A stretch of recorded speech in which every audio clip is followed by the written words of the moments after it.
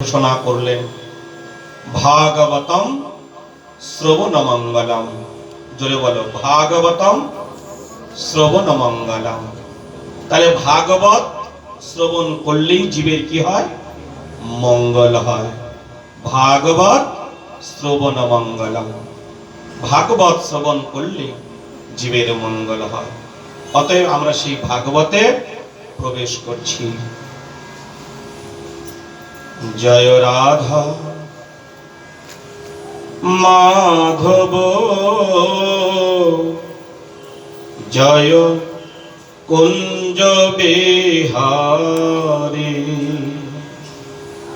আজকে ভাগবতের যে জায়গাটা শুনবো, সবাই মিলে একটু ভাগবতের জয়ধ্বনি দিয়ে তারপর শ্রবণ করব। জয় রাধা মাধব, জয় কুঞ্জ বিহারী। জয় রাধা মাধব, জয় কুঞ্জ বিহারী। গোপীজন বল্লভ, জয় গিরিবর ধারী। গোপীজন বল্লভ, জয় গিরিবর ধারী। যশোদানন্দন ব্রজ জন রঞ্জন, যশোদা ব্রজ জন রঞ্জন। যমুনা পলিনে বনচারী, যমুনা পলিনে বনচারী।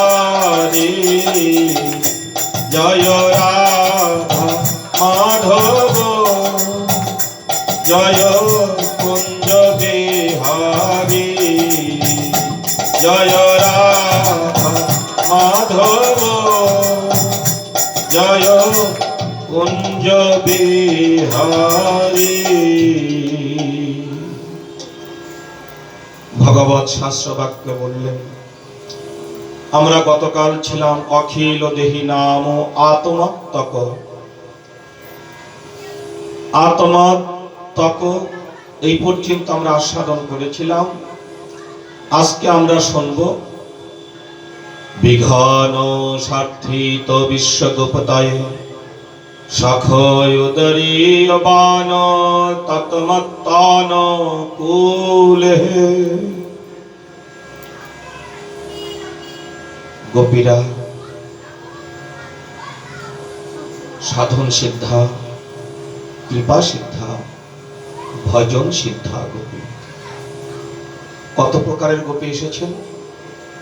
3 প্রকারের।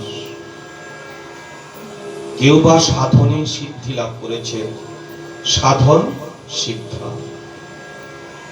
কেউ বা ভগবানের কৃপায় সিদ্ধি লাভ করেছেন, তারা হলেন কৃপা সিদ্ধা। সাধন সিদ্ধা, কৃপা সিদ্ধা। আর কেউ বা ভজনে ভগবত সিদ্ধি লাভ করেছেন, তারা হলো ভজন সিদ্ধা। কয় প্রকারের গোপী হলো? 3 প্রকারের। সাধন সিদ্ধা, কৃপা সিদ্ধা, ভজন সিদ্ধা গোপী। এই 3 প্রকারের গোপীকে ভগবান কি করেছেন?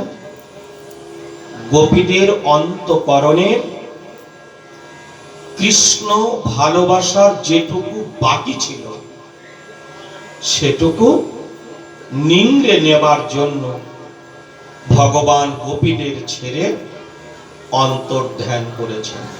অন্তর্ধান করেছেন। অন্তর্ধান মানে ধ্যায়ত গোপন বিহার। ধ্যায়ত গোপন বিহার। মনে মনে চিন্তা করে গোবিন্দ গোপনে বিহার করছেন, তার নাম হলো অন্তর্ধান। তার নাম অন্তর্ধান, যিনি গোপনে বিহার করছেন। ভগবান এই তিন প্রকারের গোপীদের ছেড়ে তিনি গোপনে আছেন। গোবিন্দ গোপনে আছেন। গোপীদের দশা গোবিন্দ কি দেখছেন না? কি গো মা, গোবিন্দ কি দেখছেন না দেখছেন না? গোবিন্দ দেখছেন। গোবিন্দ সব দেখছেন, সব দেখছেন।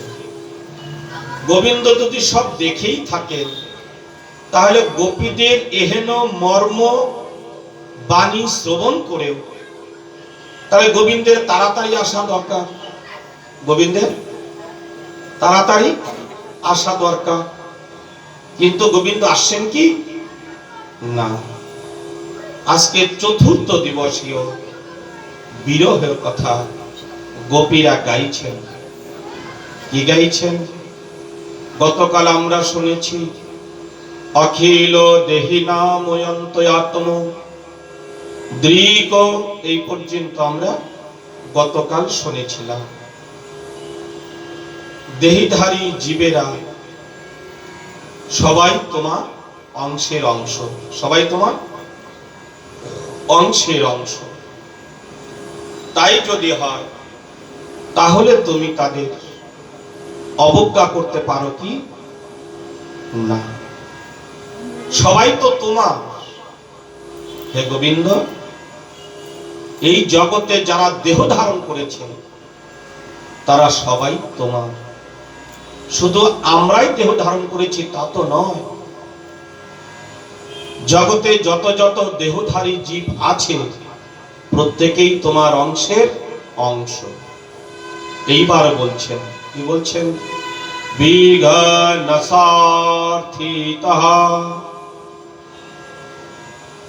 বিঘ্নস। বিঘ্নস শব্দের অর্থ ব্রহ্মা। বিঘ্নস মানে ব্রহ্মা। বিঘ্নস, ব্রহ্মাকে বিঘ্নস বলা হয় কেন? ব্রহ্মার কয়টি মুখ? সৃষ্টিকর্তা ব্রহ্মার চারটি মুখ। কয়টি মুখ? চারটি। অনল, নল, হুতাশন, বৈরাগ। অনল, নল, হুতাশন, বৈরাগ। এই নামগুলি শুনেছ? এত পাঠ শুনেছ, ব্রহ্মার চারটি মুখের নাম শুনো নাই? এই কি কথা রে মা? এই তো আজকে পেলে। এর পরে যদি কেউ বলে শোনো নাই, কি বলবে? আবার তোমরা না করবে, তাই না? নিতাই গৌর হরি বল। আগেও শুনেছিলে, মনে নাই, তাই না করে বসেছ। আমি যেখানে যেখানে ব্রহ্মার কথা একটু বলার সুযোগ পেয়েছি, এই চতুর্মুখের নাম আমি বলে দিয়েছি। তাহলে সেই চতুর্মুখী ব্রহ্মাকে বিঘ্নস বলা হয় কেন? তিনি বিধাতা বা সৃষ্টির ভার পেয়েছেন। তিনি বিধাতা। বিধ শব্দের থেকে সৃষ্টি বা নশ প্রত্যয় করে বিঘ্নস। বিধ শব্দের থেকে বিঘ্নস শব্দটি এসেছে। বিধাতার অপর নাম বিঘ্নস। আকার দিলেন কেন? বিঘ্নসঃ। ব্রহ্মার বিঘ্নস। বিঘ্নসা মানে ব্রহ্মার দ্বারা। ব্রহ্মার দ্বারা। আচ্ছা, ব্রহ্মা কি সৃষ্টি করেন? ব্রহ্মার প্রথম সৃষ্টি কি? মান্দাত্তার। প্রথম সৃষ্টি মান্দাত্তার। আর অপর নারী সে কে? মান্দাত্তারা। এই তো মেরেছে রে। প্রথম নারীর নাম কি? ব্রহ্মা সৃষ্টির প্রথম নারীর নাম?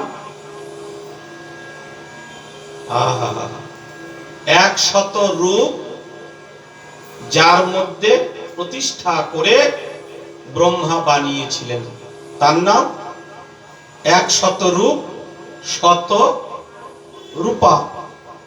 আমি তো ভেঙেই দিলাম। 100 রূপ যার মধ্যে প্রবেশ করিয়ে নারী মূর্তি তৈরি করেছিলেন, তার নাম শতরূপা। তাহলে প্রথম সৃষ্টি নর কি? বলো, পুরুষটার নাম কি? মান্দাত্তা। এই তো বললাম রে মা। ইস, তোমরা সব ভুলে যাও। মান্দাত্তা, মান্দাত্তার দুই পুত্র, মান্দাত্তার দুই পুত্র। যখন আমরা ভাগবত সপ্তাহ করি তখন এগুলি বলি, আর যখন ভাগবত সপ্তাহ আমরা করি না, শুধু সাপ্তাহিক ভাগবত একটি অধ্যায়ের মধ্য দিয়ে হয়, তখন এগুলি আমরা টাচ করে যাই। তাহলে সেই মান্দাত্তার কয়টি পুত্র? দুইটি পুত্র। কি কি নাম? একটার নাম প্রিয়ব্রত, আরেকটার নাম বলো, আরেকটার নাম। একজনের নাম বলে দিলাম প্রিয়ব্রত, আরেকজনের নাম জোরে বলো, আমি যাতে শুনতে পাই। আরেকজনের নাম হচ্ছে উত্থানপাদ। আরেকজনের নাম উত্থানপাদ। আহারে, এই নামগুলি তোমরা ভুলে যাও। হ্যাঁ, প্রিয়ব্রত এবং উত্থানপাদ মান্দাত্তার দুই পুত্র। আর সে প্রিয়ব্রত ব্রহ্মচার্য করে সংসার জীবন যাপন করলেন, আর উত্থানপাদ সুমতিকে প্রথমে বিবাহ করেছিলেন। কাকে বিবাহ করেছিলেন? সুমতি। সুমতির পুত্রের নাম ধ্রুব মহারাজ। এই মনে পড়েছে, সুমতির পুত্রের নাম ধ্রুব মহারাজ। আরেকজনের নাম কি? নাম আরেকজনের স্ত্রীর নাম কি? ইস, সুরুচি। সুরুচি, মন থাকে না রে মা। আরেকজন স্ত্রীর নাম সুরুচি। এই সুরুচির গর্ভে জন্মেছিলেন উত্তম নামে এক পুত্র। তার পুত্রের নাম উত্তম। ওটা ওই দিকের লীলা, ওটা শুনবো না, আমরা ব্রহ্মাকে শুনছি। বৈখানসহা, ব্রহ্মার দ্বারা। কার দ্বারা? ব্রহ্মার দ্বারা যে সৃষ্টি তুমি এই জগতে প্রকাশ করেছ। গোপীরা বলছে, হে বল্লভ,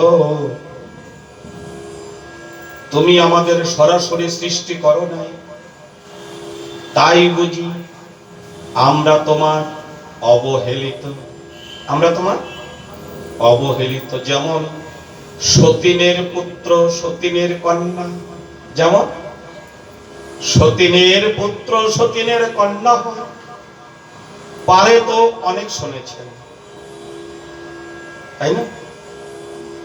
বাবা যদি দুই বিয়ে করে, তার ঘরের সন্তানরা সম্বন্ধ স্থাপন করতে গেলে কি মা বলে?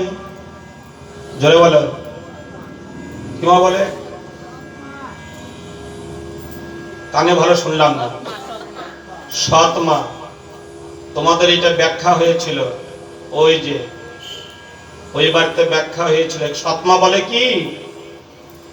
তোমরা, আমরা বলি সৎমা, আমি বোধহয় বলি না। নিতাই গৌর হরি। সৎমা কাকে বলে? যিনি মায়ের চেয়েও সন্তানকে বেশি ভালোবাসেন, তাকে বলে সৎমা। শব্দটার সঙ্গে অর্থের মিল নাই, ব্যবহারের মিল নাই। তাহলে সেই মাকে কি বলা হবে? যিনি সন্তানকে, অন্যের সন্তানকে নিজের সন্তানের মতো ভালোবাসে না, তাকে কি বলে? আজকের থেকে নামটা জেনে যাও। পাঠে আসলে এগুলি খাতা কলম নিয়ে বসতে হয়, তাহলে টপ করে লিখে নিতে পারবে। সেই মাকে বলে বিমাতা। কি বলে? বিমাতা। রামের বিমাতা কয়জন? কয়জন? একজন। রামের বিমাতা একজন, সৎমা দুইজন। সৎমা দুইজন। কৌশল্যা, সুমিত্রা হচ্ছে সৎমা। বিমাতাকে ভরতের মা, কেকই হচ্ছে রামের বিমাতা, সৎমা নয়। যার জন্য ভরত এসে যখন শুনল মামা বাড়ি থেকে দাদাকে বনবাসে পাঠিয়েছে, সেই দিন থেকে মাকে বলল, তুমি আমার মা হতে পারো, কিন্তু আমার দাদার মা তুমি হতে পারো না, কারণ তুমি হচ্ছ দাদার বিমাতা। দাদার বিমাতাকে আমি মা বলে ডাকতে পারবো না। যতদিন না আমার দাদা তোমাকে মা বলে না ডাকছেন, ততদিন আমিও ডাকতে পারবো না। সেই দিন বিমাতাকে কয়ে বলেছিলেন, ভরত রে, আমি আমার পুত্রের সুখ কামনার্থে আমি আমার স্বামীর কাছ থেকে দুটি বর চেয়ে নিয়েছিলাম। এক বরে চেয়েছিলাম রামকে 14 বৎসরের জন্য বনে পাঠাতে। মনের অন্তঃকরণে বাসনা ছিল 14 বছর বনে থাকার পর ফিরতেও পারে, নাও ফিরতে পারে। কেন? বনের ভিতরে কত বাঘ, ভাল্লুক, কুমির, কত অপদেবতা বাস করে, হয়তো তাদের হাতে রাম নিহত হয়ে যাবে, এই রাজ্যের আর উত্তরাধিকারী থাকবে না। তাই ভেবেছিলাম তুই হবি রাজা। ভরত বললেন, মাগো, তুমি আমার দাদাকে চিনতে পারো না, যার চরণ ছোঁয়ায় তরণী স্বর্ণ হয়, পাষাণ মা নবজনম লয়। ওমা, যার চরণ স্পর্শে তরণী সোনা হয়, পাষাণ মা নবজনম লয়।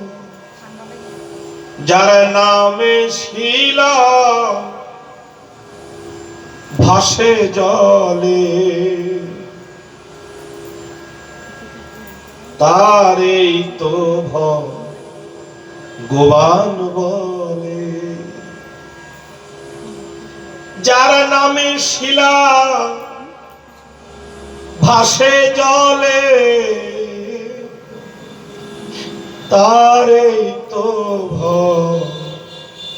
ভগবান বলে। সেদিন মা কে কই বুঝেছিলেন, ভরত রে, আমি ভুল করেছি, আমি ভুল করেছি, ভগবানকে বলে পাঠিয়ে ভুল করেছি, ভরত আমাকে ক্ষমা কর, বুঝতে পারিনি। ভরত বলছেন, মা, যা হবার তা তো করেই ফেলেছ, অপেক্ষা কর। দাদার চরণখানা মাথায় করে নিয়ে এসে অযোধ্যার সিংহাসনে বসিয়ে ভরত পিতার অবর্তমানে অযোধ্যার রাজত্ব সামলাচ্ছেন। এই পর্যন্ত কালে আমাদের এইটুকু দরকার। পার্থিব জগতে হে ব্রহ্মা, তুমি সৃষ্টির মালিক। তুমি জানো তুমি সৃষ্টির মালিক নও। তোমাকে কেউ সৃষ্টির মালিক করে দিয়েছে, তোমাকে কেউ সৃষ্টির মালিক করে দিয়েছে, তাই তুমি সৃষ্টির মালিক।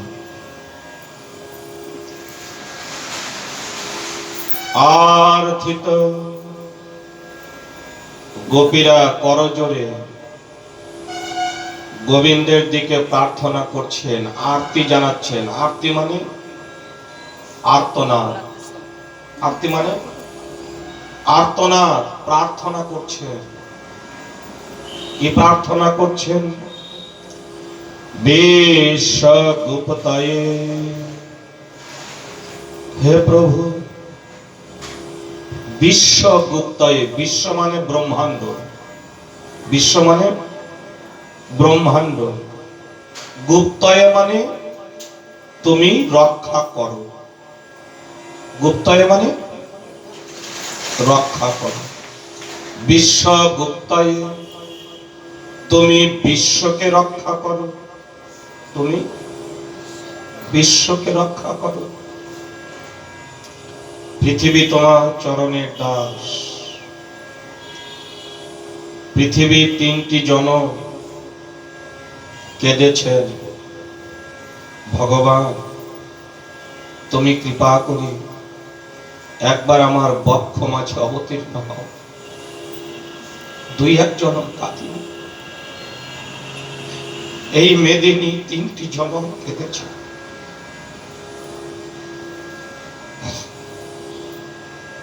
ভগবান মেদিনীর ক্রন্দন দর্শন করে মেদিনীকে বললেন, আসব। আমি যখন মানবীয় লীলা করব, তখন হে পৃথিবী আমি তোমার পক্ষে আমার অপ্রাকৃত মানবীয় লীলা করব। ভগবানের প্রথম মানব অবতার বামন রূপে। কি রূপে? বামন রূপে ভগবানের প্রথম মানবীয় অবতার। এর আগে ভগবান মনুষ্য দেহ ধারণ করেনি। সত্যযুগে ভগবান 4টি অবতার হয়েছে, মৎস্য, কূর্ম, বরাহ, নৃসিংহ। এর মধ্যে কি মানুষ আছে? একটাও মানুষ নেই। এরপরে আসলো ত্রেতা যুগ। ত্রেতা যুগ আসতেই সন্ধিক্ষণে, সত্যযুগ তখনও শেষ হয়নি, শেষের দিকে ত্রেতা যুগ আগত। এই সন্ধিক্ষণে ভগবান অবতীর্ণ হলেন বামন রূপে। এই বামন আকৃতি ভগবানের প্রথম নররূপ। প্রথম নররূপ কেন? বলি মহারাজের অহংকারকে চূর্ণ করার জন্য ভগবানকে বামন রূপে অবতীর্ণ হতে হলো, মনুষ্য রূপ ধারণ করতে হলো। কেন? সত্যযুগে প্রহ্লাদ, যার জন্য নৃসিংহ অবতার হয়েছিল, সেই প্রহ্লাদের নয়নের জল, প্রহ্লাদের অন্তঃকরণে প্রেম, প্রহ্লাদের অপ্রাকৃত অকৃত্রিম ভালোবাসা ভগবানকে পর্যন্ত বিগলিত করে তুলল। ভক্ত আমার জন্য এত ব্যাকুল, তাহলে আমাকেও এই নরদেহ ধারণ করে ভগবত্তা স্বীকার করার জন্য পৃথিবী মণ্ডলে অবতীর্ণ হতে হবে। গোপীরা সেই কথা বলছেন, হে গোবিন্দ তুমি বিশ্বকে পালন করো, বিশ্বকে রক্ষা করো। তুমি যদি বিশ্বকে রক্ষা করতে পারো, তাহলে আমরা তো সাধারণ গোপী, আমাদের এই দেহটা তুমি কৃপা করে রক্ষা করো। কারণ এই দেহের থেকে প্রাণ যদি একবার চলে যায়, হে গোবিন্দ তোমার আর ভজন সাধন করতে পারবো না। যতদিন দেহে প্রাণ আছে ততদিনই আমরা তোমায় ভজন করতে পারবো। দেহের থেকে প্রাণ যদি চলে যায়, গোবিন্দ হয়ে অনন্ত কোটি ব্রহ্মাণ্ডের সবাই তোমার হবে, কিন্তু যার প্রাণ বায়ু একবার চলে যায়, সে আর কোনো কারণেই তোমার হতে পারে না। তুমি বিশ্বকে রক্ষা করেছো, ব্রহ্মাণ্ডকে রক্ষা করেছো। হে সখে, হে বন্ধু, হে প্রাণবল্লভ, ওদেরই আবান, হে প্রাণনাথ, তুমি এইবার একটু কৃপা করে উদয় হও, উদয়বান হও। এইবার একটু কৃপা করে উদয় হও, কৃপা করে আমাদের দেখা দাও। আমি নয় তোমার ডাকার উপযুক্ত নই, কিন্তু আমার সঙ্গে যারা তোমায় ভালোবাসে, হে প্রাণবল্লভ, হে গোবিন্দ, একবার তাদের দিকে তাকিয়ে, এটা এক গোপীর ভাষা। প্রত্যেকটা গোপীকে দর্শন করে বলছে, ভালো করে বুঝবে মা। সবাই কৃষ্ণ বিরহে কাঁদছেন, সবাই কৃষ্ণ বিরহে কাঁদছেন। তার মধ্যে কোন এক গোপী, ভাগবতে আমি নাম পাইনি, গোপীদের নাম পেয়েছি আমি 108টা গোপীর নামও চেষ্টা করে উদ্ধার করেছি বিভিন্ন শাস্ত্রের থেকে। 108খানা গোপীর নাম আমি বাই করেছি, লিখে রেখেছি। আর এই ভাগবতে যে গোপী এখন বলছেন গোপ্য উঁচু, সেই গোপীর নামটা কি ভাগবতে পাইনি। তাই ভাগবত সিদ্ধান্ত দিচ্ছেন প্রত্যেক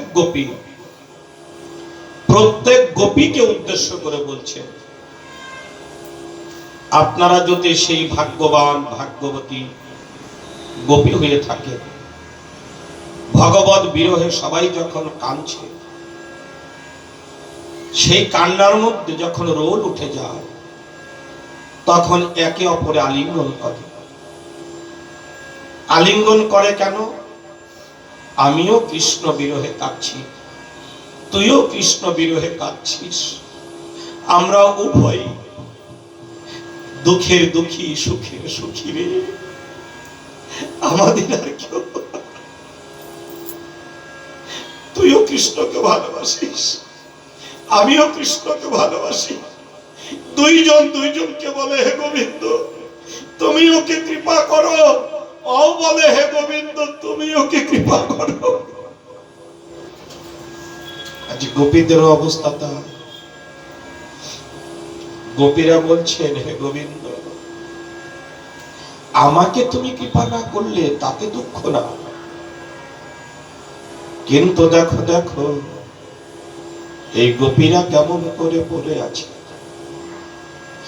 কৃষ্ণ বিরহে কেমন ধুলায় গড়াগড়ি যাচ্ছে। হে গোপীনাথ, হে প্রাণবল্লভ, তুমি একবার কৃপা করে এদের প্রাণ রক্ষা করো। এই গহন কাননে তোমার বিরহে যদি গোপীদের প্রাণ যায়, তাহলে আর কোনদিন তোমাকে কেউ এমন করে ভজন করবে। সবাই বলবে নিষ্ঠুর ভগবান, আঙ্গুল তুলে তোমাকে সবাই দেখাবে। কতজন কৃষ্ণ ভালোবাসতে বাসতে চোখের জলে বুক ভাসাতে ভাসাতে সারাটি জন্ম কাঁদতে কাঁদতে অতিবাহিত করেছে। তুমি এমন নিষ্ঠুর গোবিন্দ, তুমি তাদের একবারও একটু দেখা দিলে না। গোবিন্দ বললে কে বলল দেখা দেইনি? ওরা আমায় পেয়েছে বলেই তো এত কাঁদে, ওরা আমায় পেয়েছে বলেই তো এত কাঁদে। হারাই হারাই মনে মনে করে, যদি হারায়, যদি তোমাকে হারায়, এই কথা ভাবতে ভাবতে ওরা কৃষ্ণ বলে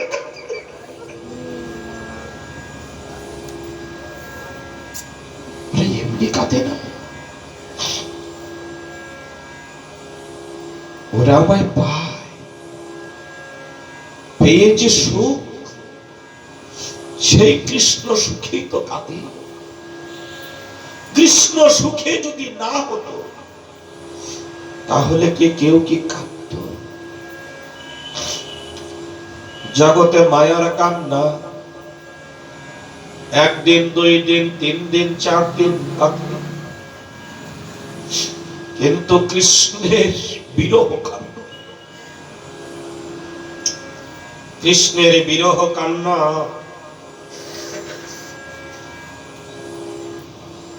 সারা জনম ভরে কেঁদে শেষ হয় না। যত কাঁদে ততই কাঁদা, দেখে কেঁদে কি সুখ পায়। যত কাঁদে ততই কাঁদা, কেঁদে দেখে কি সুখ পায়। কৃষ্ণ বলে যে যত কাঁদে কৃষ্ণ তাকে তত বেশি কাঁদায়। কেন কাঁদায়? এই জন্যই কাঁদায়, সে যত কাঁদে কৃষ্ণ তারে তত বেশি কাঁদায়। কেন? সর্বশাস্ত্রে ঘোষণা করেছেন, কৃষ্ণ বলে কাঁদিলে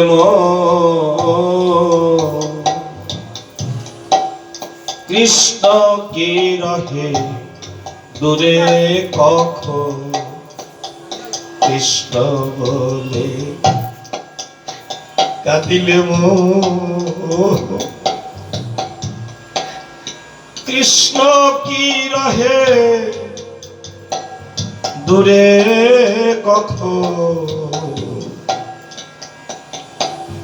চোখে জলে কৃষ্ণ তখন, চোখের জলে কৃষ্ণ তখন প্রেমানন্দে বাহু তোলে।